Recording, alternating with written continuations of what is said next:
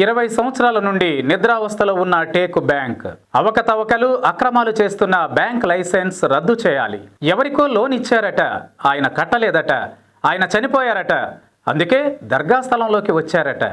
ఎవరికి లోన్ ఇచ్చారో వాళ్ళకి తెలియదట.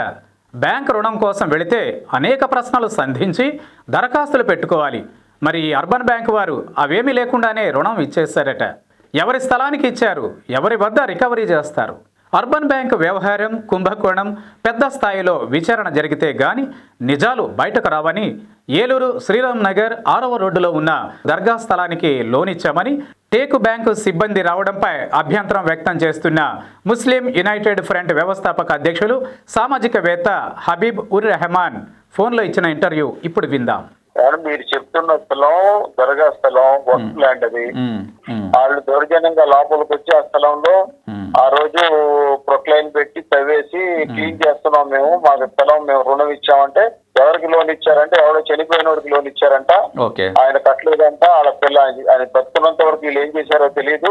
వాళ్ళ పిల్లలకి నోటీసులు పంపించారంట. వాళ్ళు ఎన్ఆర్ఐలు అంట, బయట ఉన్నారంట. కాబట్టి అది దొరకట్లేదు కాబట్టి స్థలంలోకి వచ్చామని అన్నారు. ఆయన ఫోటో ఉందా అని అడిగాం మేము ఆ రోజు.